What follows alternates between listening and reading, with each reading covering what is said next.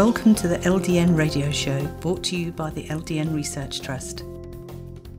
I'm your host, Linda Elseygood. I have an exciting lineup of guest speakers who are LDN experts in their field. We will be discussing low-dose naltrexone and its many uses in autoimmune diseases, cancers, etc. You're invited to join us on air, asking your questions by calling in on the local rate phone numbers in the UK and the US, which can be found on ldnradio.org. Thank you for joining us. Today we're joined by Dr. Jill Cattell, who is an internal medicine doctor from Poway in California.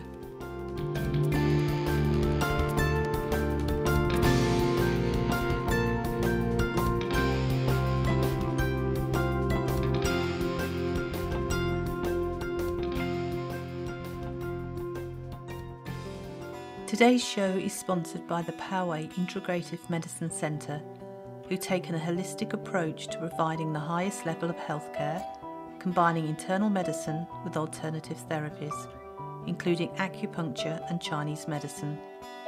If you're in the San Diego area, they'd love to see you, or if you're in the state of California, they offer secure video conferencing appointments when clinically appropriate. Go to PIMCHEALTH.com or call 858-312-1672. On Facebook, follow Jill Cattell MD's page.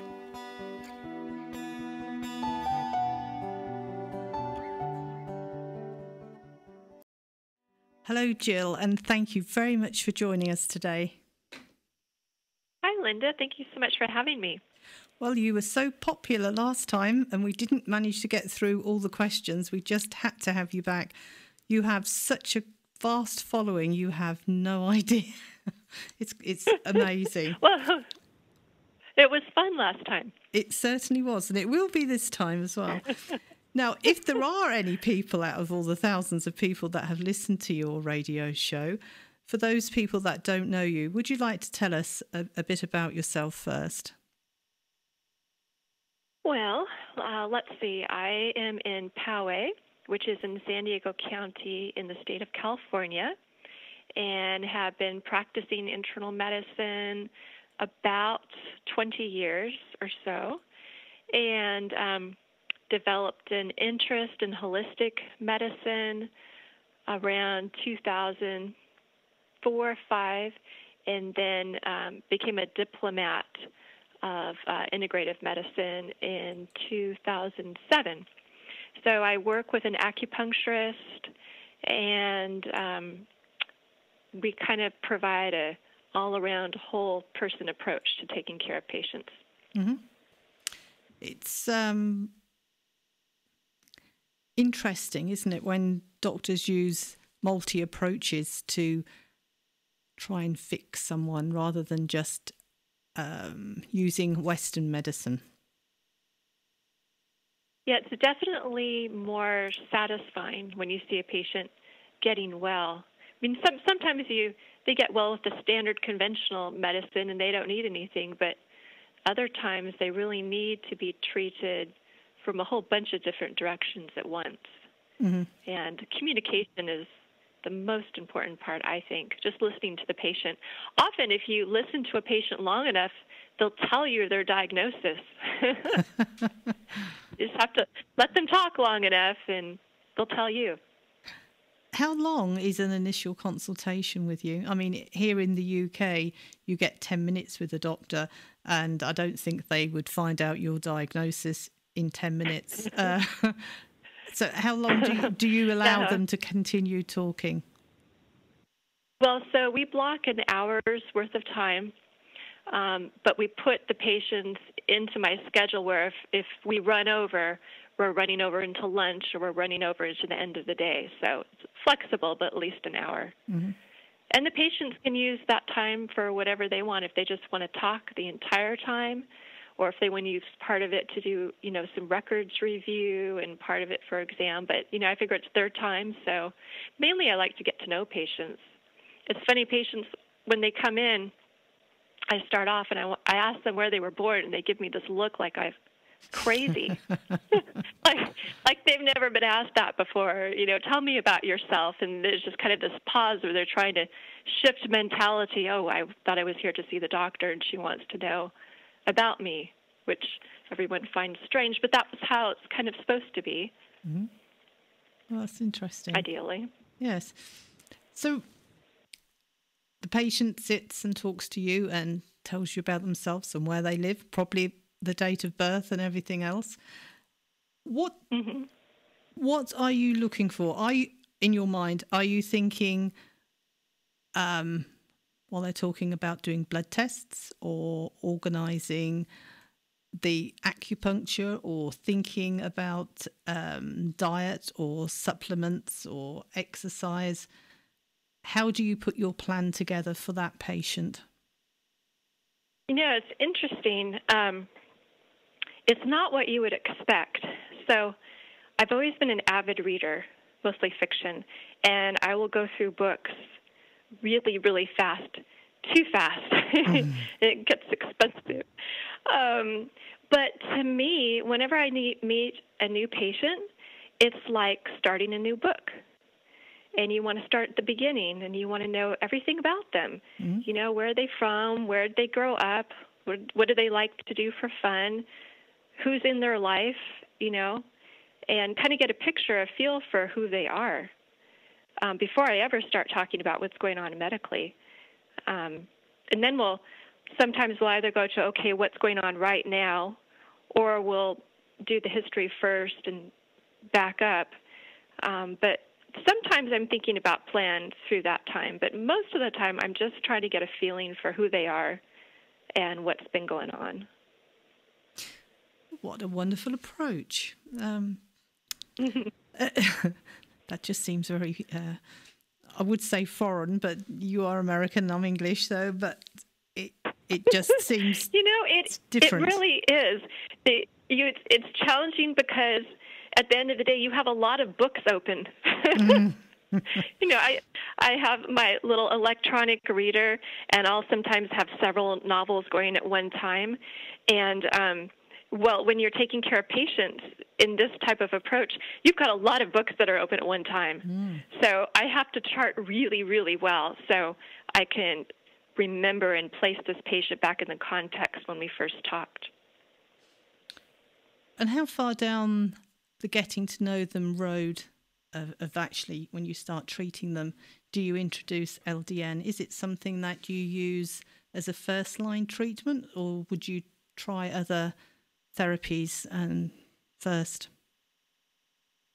It usually depends on what brings them in. So I have a number of patients who've already been working with other providers, have been researching their own conditions, and have already decided they're ready to try LDN. And in those patients, we'll be going through their symptoms and getting their history, and then we just talk a little bit about LDN, and I make sure they have a good understanding of how it works and what to expect. And everyone's plan is just a little bit different usually. And then there's other patients where they'll come in. I've had people come in with they'll have something written in on their history like rheumatoid arthritis or MS, and I think, this person heard about LDN and that's what they're here for. And we'll make it halfway through the appointment, and I'll find out they are not here for that. They just came in for something else. And then I'll say, aha, I must tell you about this. And how do patients react to LDN if they've not done the homework or not even heard of LDN before? Are they skeptical? Not usually. Not usually. Patients are very interested because I explain it well. So I had a patient in yesterday whose doctor had talked to her about it years ago, and she never really pursued it. But I don't think that doctor must have explained it very well. Mm-hmm. So when I talk about low-dose naltrexone, I explain it kind of scientifically, so patients kind of get it. It's not just, it's not like a standard vitamin. It's more complicated than that. It's more complex than that. We've got data for it. We've got studies for it. And I know, but usually when you present it that way, people are interested. That's good. And we know that. And it also helps that I've got a bunch of. I've been having some people with rare conditions in the past year. But if it's not rare, then usually I've got a handful of other patients I'm seeing for the same condition, and so I can give them kind of an idea of how LDN is working for these people. So they can kind of give them an idea of what they could expect. That's good, isn't it? Because that's reassuring, I would imagine, when you first start to be told the experience of somebody else in the same position as you. Mm-hmm. So, and also it helps feel like they're not alone. They're not the only one who's dealing with this particular condition. There's other people. And that there's hope. So, if I have somebody else with this who did really well, it kind of gives them hope that, maybe all is not lost. Mm. So how long ago was it when you first started prescribing LDN? Well, my very first patient was back in 2008. And she was a patient who I'd already been seeing her for many years just for general health. And I want to say maybe she was 70 around the time. Mm-hmm. And she had a family member who had done very well on LDN for an autoimmune condition. I think maybe it was rheumatoid. And so she wanted to take it for allergies and asthma. And she came in with a stack of stuff she printed off the internet. And I said, oh, okay, well, let me take a look at this, and I'll get back to you. And, I looked through it, and most of what she printed out was information that was particular to MS patients. But reading about it, I couldn't see any way it could hurt her. So I said, well, I don't have a problem writing this for you. And we did, and she did really well. And that's kind of where it all began. But it's interesting because often that's what happens when that's how things hit mainstream medicine often, is not the doctors discovering, it's the patients who find something, bring it in, and give you some references. You go and look it up, and you say, hey, look, there's all these studies, and, I've never heard of this. Well, there's no glossy brochure that's been delivered to the office recently. It hasn't been popping up in the mainstream journals. So all kinds of things like that. And in that time, how many patients would you think that you've prescribed LDN for? I know your practice isn't massive. So as a rough idea. Probably right now somewhere between 200 and 300 patients taking LDN. Wow. You must have an awful lot with autoimmune conditions. I do. Yeah. I do. There are things that I never thought I'd see, and especially this past few months, I've had a couple people in where I had, read about this in medical school, never seen it. And then I actually had one person come in with something I'd never heard of that I had to look up in my textbook. So I can't tell you about any of these cases because I'm saving them all for my talk in September. We won't so push you on that. But everybody always wants to know, have you seen any negative side effects? Just minor. I mean, it's very, very unusual for patients to have a side effect that is significant enough for them to not take LDN. I mean, small handful, very small handful. If you take it at bedtime, you can get the vivid dreams. But I have patients where they don't. And for me, what I've seen, maybe 10 to 20% of the time, I would estimate from my practice, they get the vivid dreams. And those patients will move the dosing earlier. I know that's controversial, and not everyone thinks that earlier dosing is as effective. And I agree, if you have a really serious disease, you should try nighttime dosing first. There's not really any reason not to. But yeah, so if the sleep issue is holding you back from taking it, you pull it further into the day earlier. So that's one side effect. But again, I've maybe only had one person actually have to stop it for that problem. The GI side effects, unusual. Patients who are really prone to diarrhea, so especially the Crohn's disease patients, you have to start them really low because of diarrhea or some loose stool. But I don't generally see that in patients who aren't already prone to diarrhea, so that's an unusual side effect. And again, there's only been a couple patients who couldn't take it for that particular reason. And then the headache. There's a strange headache that I've had just a handful of patients get in the past few years. And it usually passes, and sometimes it's just when the dose is bumped, it comes and then passes again. But maybe only one or two patients who couldn't work through it and stay on the LDN. There's so many of these patients have come to the LDN, and they've tried a number of immunosuppressants, and this is like, they know that if this doesn't work, the next thing that they're going to take is, a biologic with, the prescribing information that you'd pass out if you read it. So, if they're really committed, they're going to put up with some side effects. Or if you've got someone, like maybe they have osteoarthritis of their knee, and they're just kind of interested, would LDN work for that or not? Maybe it would, maybe it won't. They just want to try it and see. If they get a minor side effect, and they're not getting benefit, they might not have any reason to stick it out and work through it. Mm-hmm. And the million-dollar question that we're always being asked, how long has patients of yours been on LDN before they've noticed any improvements? Oh, wow. So, I've got patients literally the first dose. And, you would think it's a placebo effect, but I've had enough patients now. And it doesn't happen very often, but it has happened. I just saw someone this week, yesterday even, and it was their very first dose. They woke up and, their back didn't hurt the way it did for however long. And sometimes if you get someone who's really, really inflamed, tend to be the patients that respond the fastest are the ones who have just a lot of inflammation.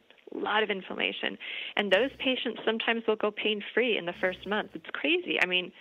You wouldn't expect it. And I tell people not to expect that.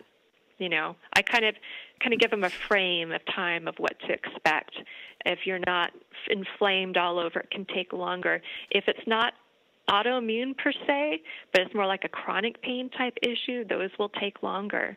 Nerve pain takes longer. So I kind of set their expectations in the beginning. And then sometimes people come in and they've got pain from a number of different reasons. Some of this, some of that, some of this. And so I say, okay, well, this might respond right away. This, I wouldn't expect to see anything for 3 months. This might be 6 months if it works. So they have kind of an idea. Well, that's but the realistic. fun ones, of course, are the ones, the fun ones, of course, are the ones where they respond right away. Those are always exciting. I can remember a lady contacting me. She'd got MS. And she'd been bedridden for a long time. She wasn't even load-bearing. She had to be hoisted out of bed and hoisted onto the toilet and didn't sleep very well at all. And she wanted to start LDN. Anyway, I helped her find a doctor to get her prescription. And she phoned me like a week later, and she'd been on LDN, similar to what you're saying. And she was in tears.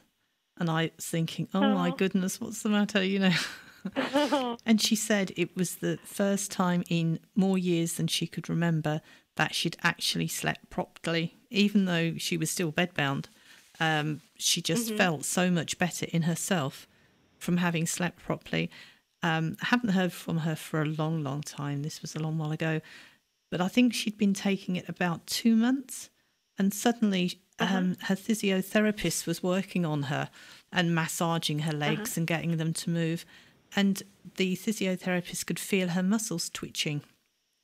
And the physiotherapist worked on these muscles and she was able to stand, not walk, but she could stand, hold her weight, and swizzle round into her wheelchair rather than being hoisted. And she said the dignity that gave her, she had to be supported, but somebody helping her stand and turn and sit rather than being hoisted. I mean, she was, because she'd been in bed for so long, she said, if she'd only known of LDN like 20 years before, she wouldn't have had to have spent all that time in bed. Who knows? But I mean, it was just wonderful to think that something so miraculous could happen from just this small pill. But they are nice stories. It does make you feel good. It does. And, sometimes it might be something that we would think is really insignificant, but to the patient is a big deal, like just energy. So maybe that's the only thing that they got out of taking LDN was a little bit of energy, and the prescriber might feel, oh, darn, I was hoping it would do X, Y, Z, But with this energy, they're suddenly able to do more activities. So, and that's really what we want is patients functioning. Once they're able to function, then they can exercise, or they can take their kid to the park, or they can stop at the grocery store. So it may seem like real small things to us, but it can be a huge thing for a patient who's, suffering from a chronic illness. Definitely.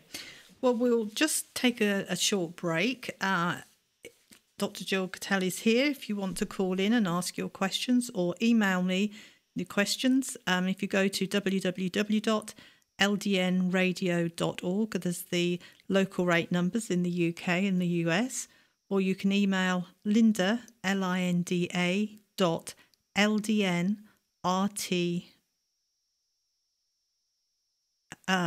at gmail.com. I'm just getting confused there.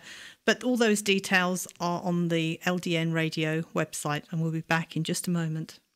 To listen to individual radio shows and interviews, go to www.mixcloud.com/LDNRT.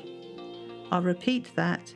It's www.mixcloud.com/LDNRT.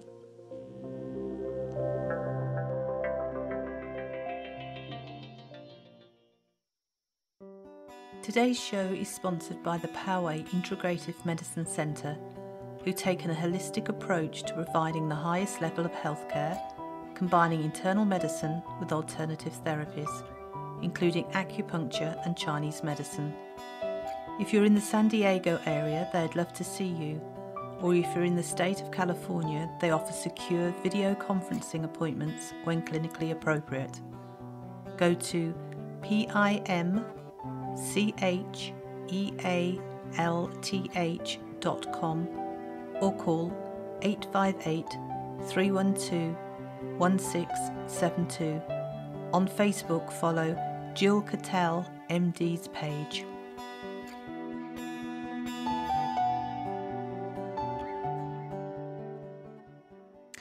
Welcome back, everybody. Okay, Jill, how do you feel like answering some questions? Sounds good. Okay, Adele's question, water retention and weight gain with LDN. LDN had caused constipation, insomnia, and she's on 1 milligram. Do you think that she needs to lower the dose or maybe take it every other day? So she got constipation and insomnia from the LDN? Yes. Okay, that wasn't her reason for taking it. No, doesn't say what the reason was. Okay. So that would be unusual, and I would hesitate to attribute it to the LDN. Now, everybody knows their bodies themselves, best themselves, so, I don't want to discount what she's finding, but naltrexone in general is a pro-motility agent, and we've used it for chronic constipation, and we've used it for IBS patients. And so constipation ought not to be on the list of side effects. Insomnia, of course, can be. So that wouldn't necessarily need to be a dose adjustment. You could move it to a different time of the day. Water retention and weight gain, I have not seen. Usually LDN is weight neutral, or some people have reported weight loss. I haven't in my practice seen weight loss with it, but I have not seen weight gain. So that could be something unrelated. But in terms of the side effects of the insomnia and whatever digestive symptoms she's having, if she's very sensitive to it, she could consider going to a liquid LDN and doing 1 milligram per ml, and start with just half an ml per day.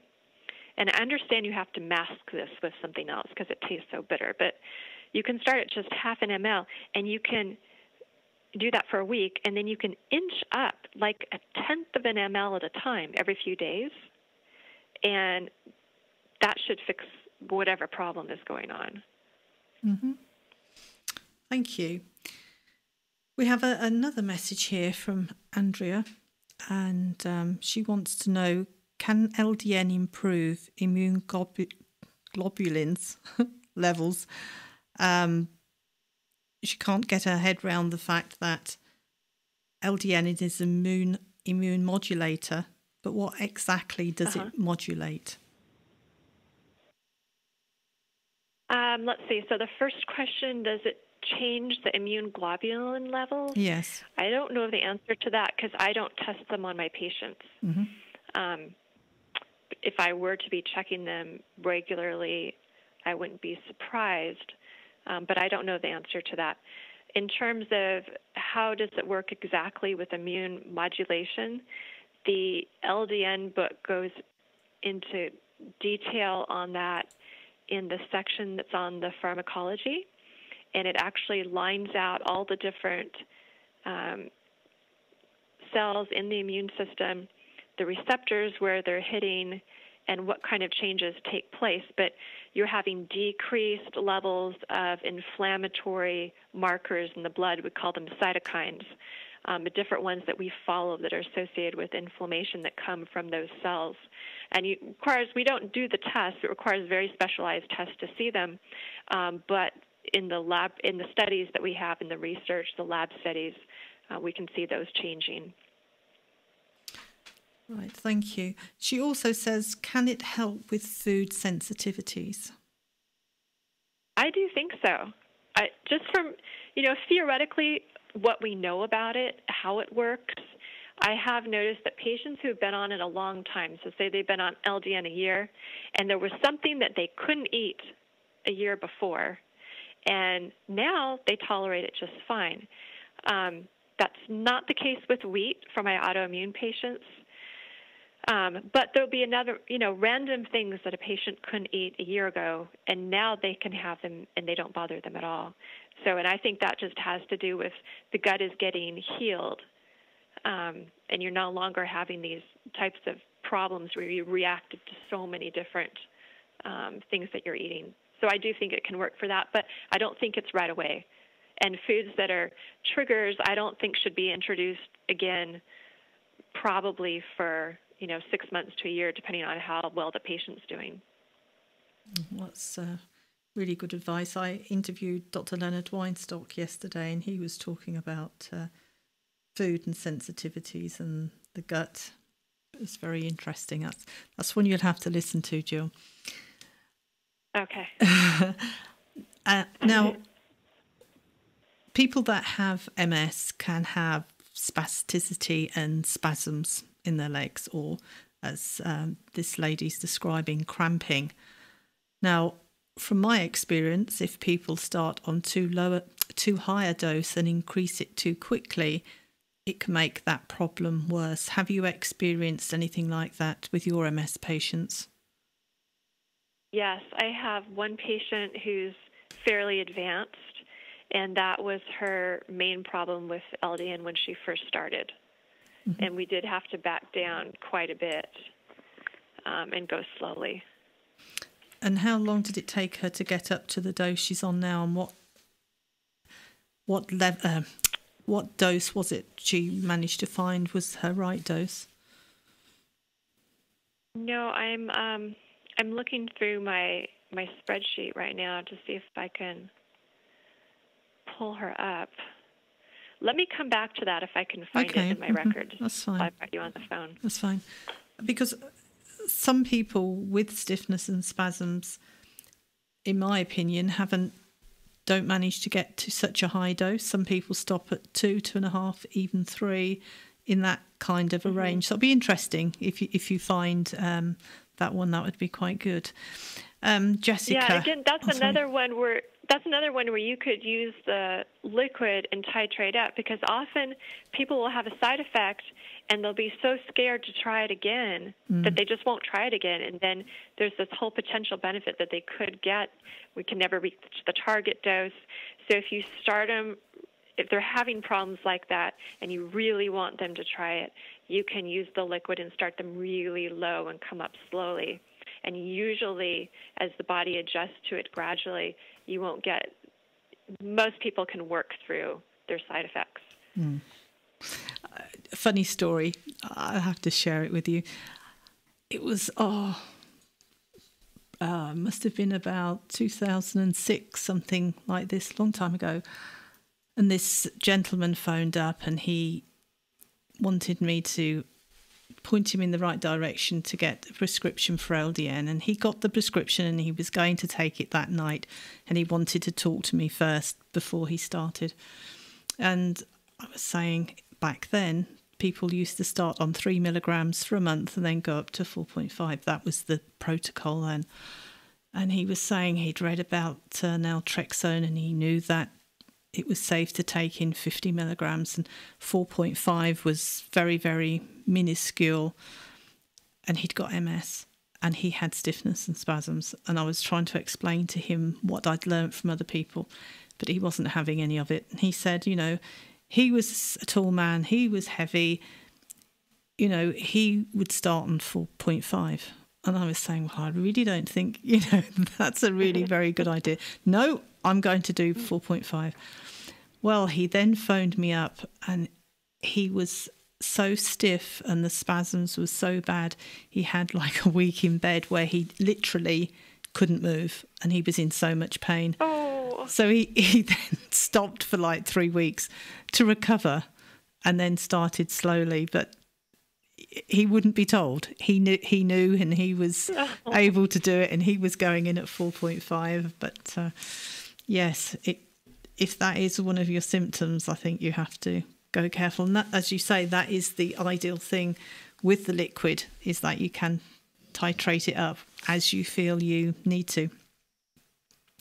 And that is one of the, I love the forums because patients are getting educated and they're talking to each other. But that is one of the things, is sometimes people come in and they've already got their mind set on a particular dose. Yeah. They're usually flexible once you talk to them about it, but every so often you get something like that. A question from Jessica was posted on Facebook, and she says, has anyone seen any changes in their hormones, negative or positive, on LDN? I would say positive. I have some patients with polycystic ovary. One gal had terrible acne and just really rough skin, and that improved. It wasn't an immediate improvement, but gradually over months, and her skin is completely clear right now. And her hormones have balanced out. Periods are regular. I mean, we did a lot of other tweakings too, but I've seen very positive things. In terms of negative, I would have to say only in the sense that for the perimenopause women who are skipping periods, sometimes they'll come back regularly. So that can be a downside, for women who are looking forward to not having them anymore. But other than that, in terms of hormones, I haven't seen anything anything negative. If anything, it's positive. Good, thank you.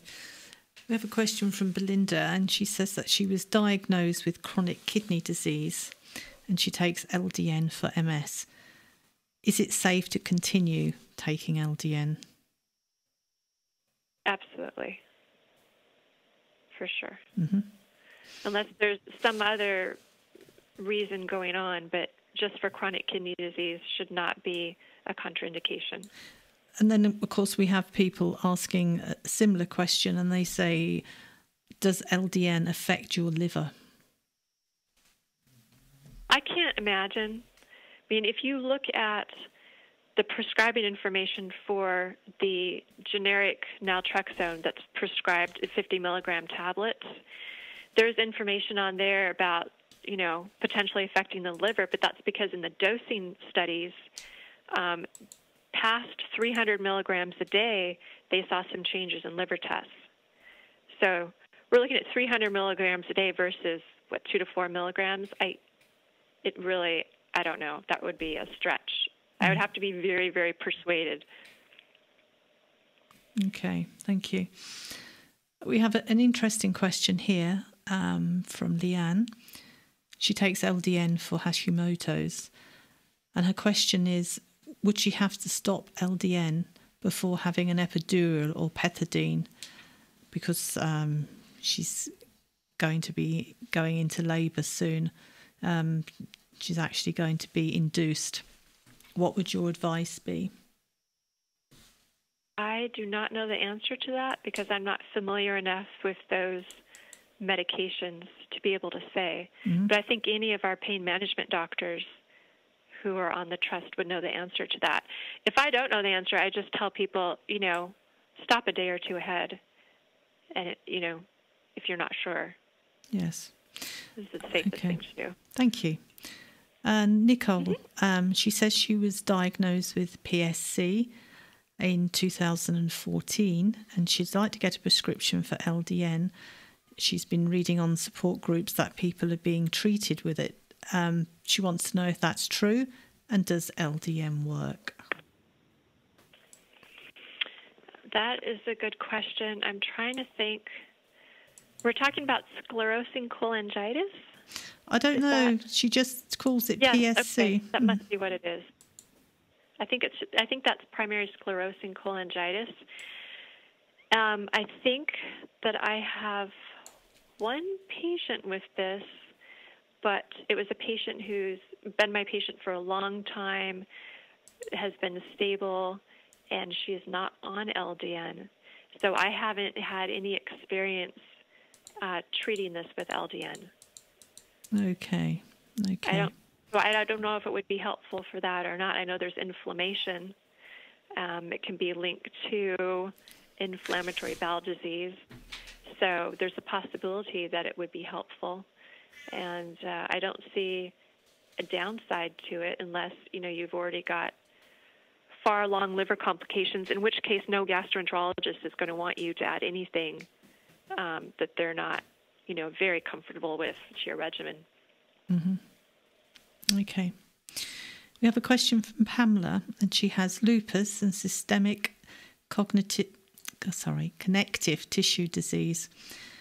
She says, how do I know when I hit the correct dose for me? I've done very well on LDN. I started at 1 milligram and titrated up to 3.5 over a period of 4 months. She's been reading that 4.5 may be the better dose for autoimmune diseases, but I don't know what to look for to know that I'm taking the right amount, and when would I need to know if I needed to go back down. My rheumatologist prescribed it for me, but I'm her first patient and she doesn't know enough to help me. Thank you for any direction you can offer.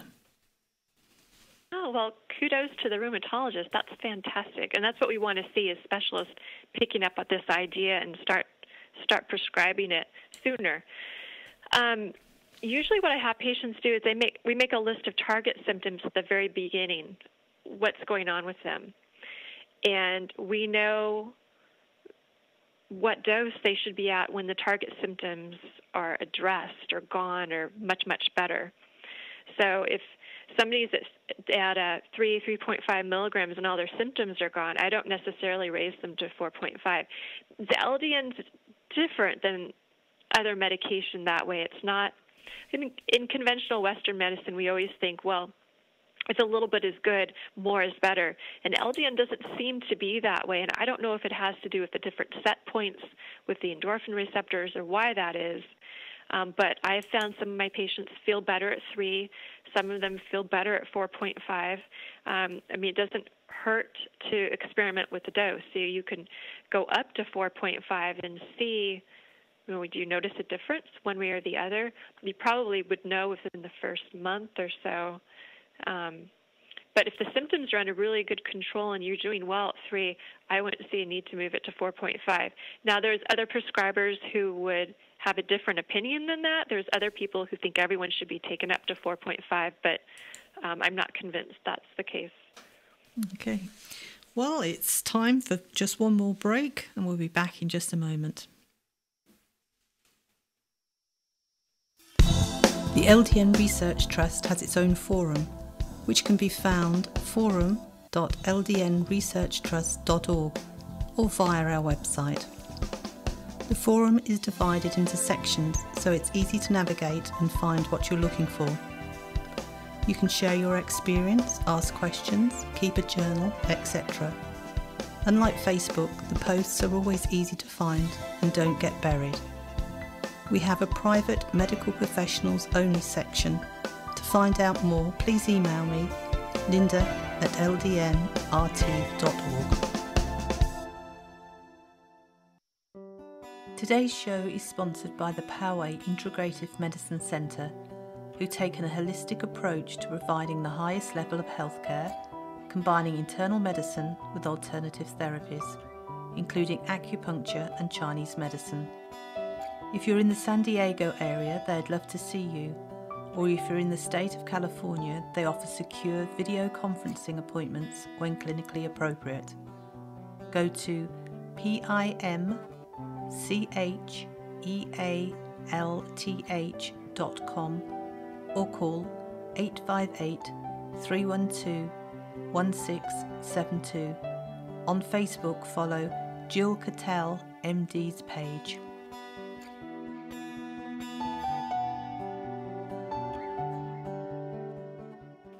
Welcome back, and you're listening to Dr. Jill Cattell.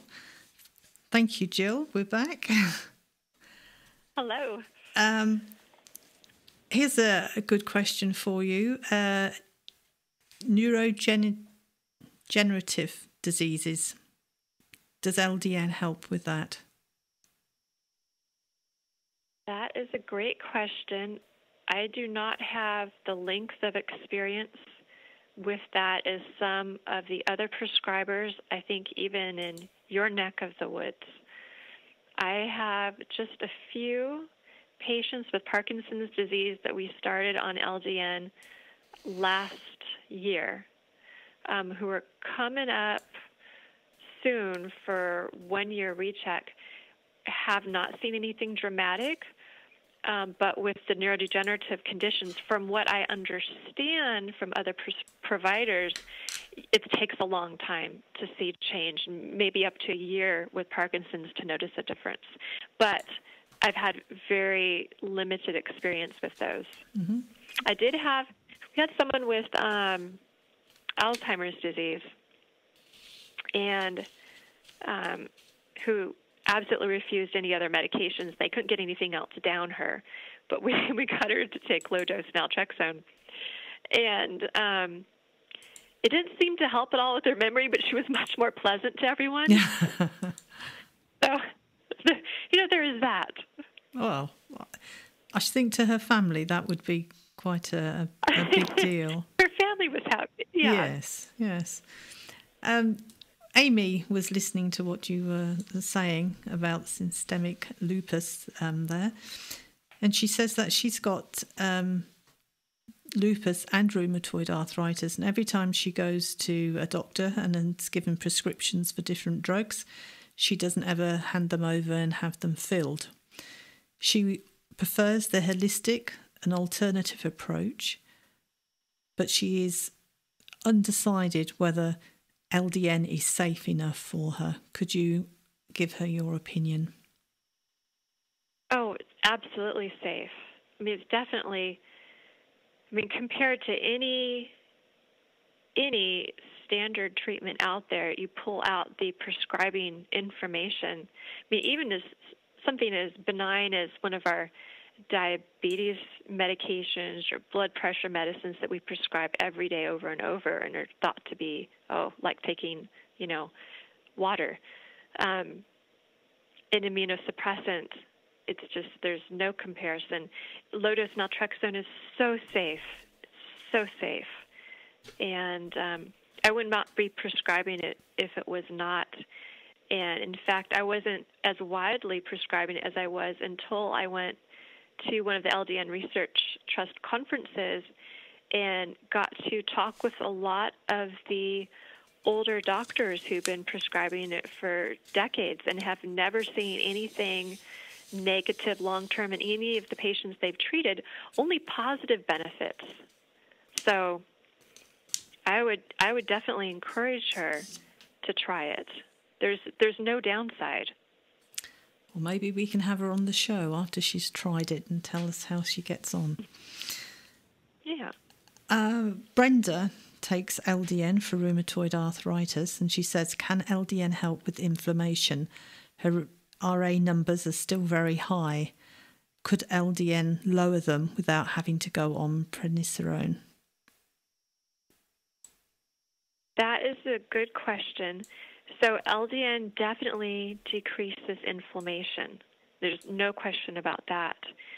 The question of, well, then with diseases like rheumatoid arthritis, is it safe to go by how the patient is feeling clinically and their exam?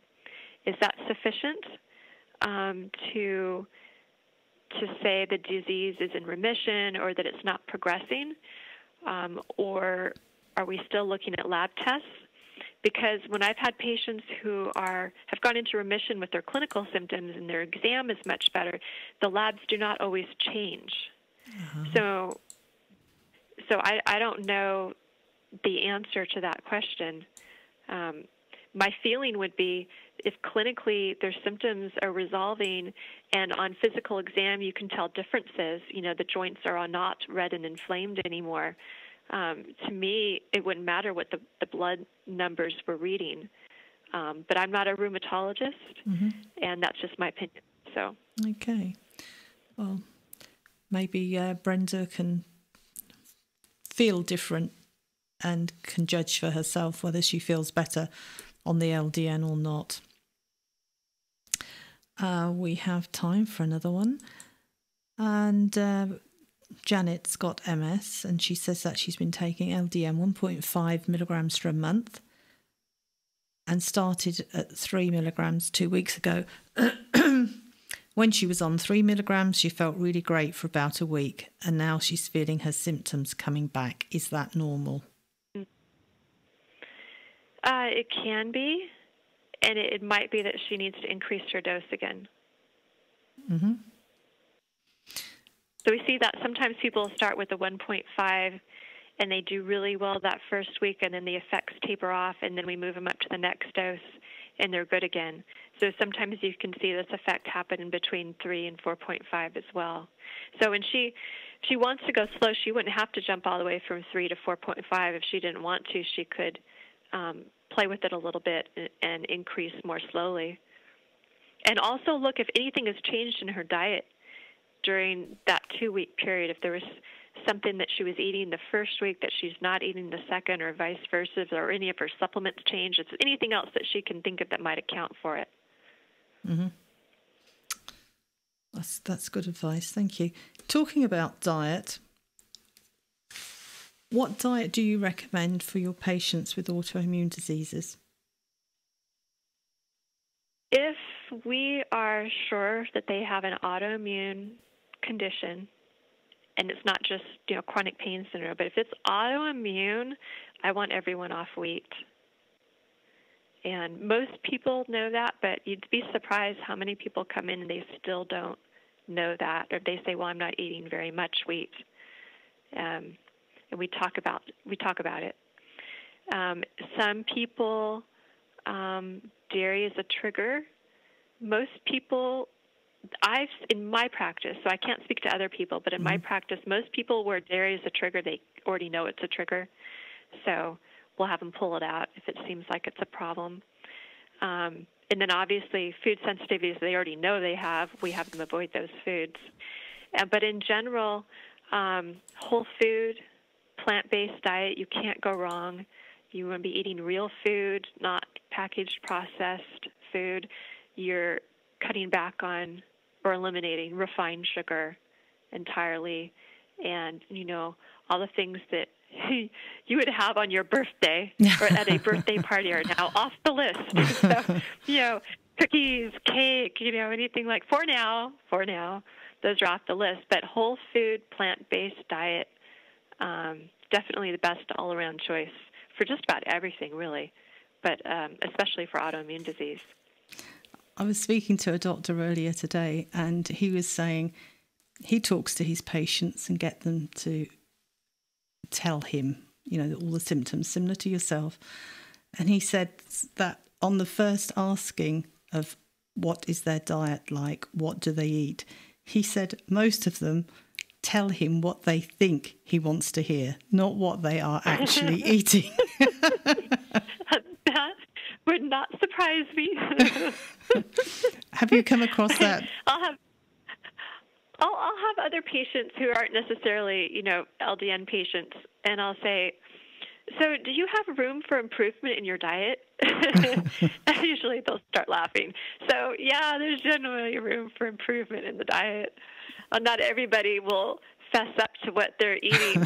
And I remember I had a patient with diabetes, an elderly lady, and we could not get her sugar under control. She'd been through the diet classes. I talked to her. I had her on 3 medications, still couldn't control her. And finally it comes out that she's having a bowl of ice cream every night. And I said, oh, my goodness, you cannot be doing that.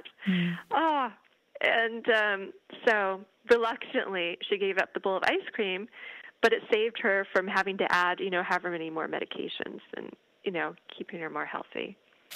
So, but yes, it did not come out, and I've been working her quite some time. This is the thing, isn't it? Doctors don't have crystal balls. If you don't give them all the information and the correct information and don't miss out, you have a bowl of ice cream every evening, they can't guess that. It's hard to then diagnose and help, isn't it, if you don't have the true facts. It is, and what's good for that is bringing family, because family will rat you out. They will rat you out every time. It's fabulous. I love it. So does the divorce rate go up in your area? Not so far, at least that I know. But, sometimes the patient will tell me something, and I kind of glance over at the person who's there with him, and they might wiggle their eyebrows and think, okay, well, maybe not. But yes, we do need all the information, because we can't help you without all the information. And, it can be difficult to go in, especially with patients who have had bad experiences with other doctors. If they've gone into a doctor and the doctor has shamed them, and shame on you for doing X, Y, and Z, and, been very rude or made the patient feel bad. I mean, patients have feelings, and you can't just yell at them and be unkind. So if patients already had that sort of experience telling a doctor that they're having ice cream every night, then they're not likely to tell you. So, I was just thinking of the question we had, I can't remember the lady's name, who would go and see the doctor and be given a prescription, but she didn't ever fill it. What kind of a relationship did she have with her doctor to go and see the doctor and tell the doctor her problems, to then be given a prescription that she didn't fill? That's sad, isn't it, really, that she was obviously asking for help, but didn't want to accept the drugs that were given. She was looking for something alternative that wasn't maybe with the side effects. It's hard. We don't know. No. Right. We don't know the situation. So it could have been something, something really serious. You can get different types of arteritis that can be very dangerous. And sometimes you can't mess around. Temporal arteritis, you're looking at losing your eyesight. Wow. You don't have time to try LDN first. But other times you do. So without knowing what was going on with the situation, it's hard to say. But generally, you want to have a relationship with a doctor where you can tell them if you're not taking a medicine. If you can't tell your doctor that you're not taking a medicine, you need to get another doctor because you have to have someone that you can talk to and someone who's not going to, being stern with the patient and saying, okay, this is dangerous for you and you need to do X, Y, Z because A, B, C are the risks. I just want you to know that, and I'm going to document that, in your chart that we talked about it. That's one thing. But it's really important. Like, if the doctor prescribes you something and you don't take it, you need to let them know. It's important. Yes. It's important. Most definitely. And it can make a difference sometimes, too, because just say cholesterol medicine, for example. If I've got someone who they were here and I prescribed them a particular supplement that I use, and then I get the labs and I look at them and their cholesterol is atrocious, then I'm going to say, okay, well, you need to take a prescription medicine now because the supplement didn't work. And this just happened the other day. Well, she hadn't actually started her supplement yet. And so I said, okay, all right, well, that makes sense. In the context of you not taking anything, then with these numbers, okay, I expect that. But if I'd seen these numbers and been thinking that you were already taking that with these numbers, it completely changes the whole clinical situation and what you would prescribe and how you would think about this problem.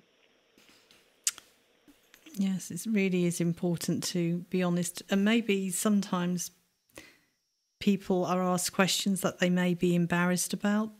If it's talking about, if they've got breast cancer or something and it's a male doctor and they're embarrassed, you don't know, do you? But you have to have a relationship with your doctor where there's trust, isn't there? And you're comfortable discussing things. Well, this has been amazing, Jill. Thank you very much. We've come to the end of our hour and it's gone so quickly. Thank you very much. And I will see you. You're very welcome. In Portland. Okay, I will be there. Thank you very much for joining us today. You're welcome. You have a good night. You too. Bye-bye. Okay, bye-bye.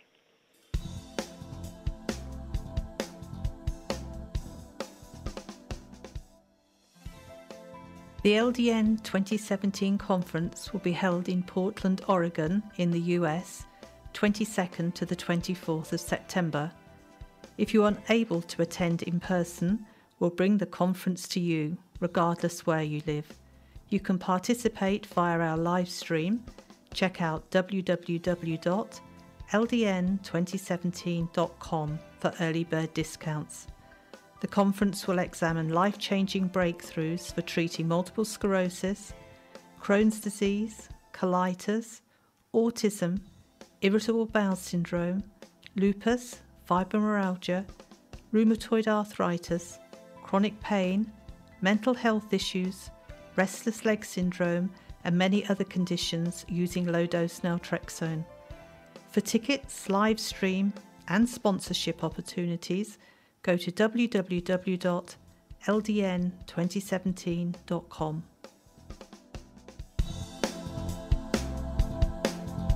Any questions or comments you may have, please email me, Linda, Linda, @ldnrt.org.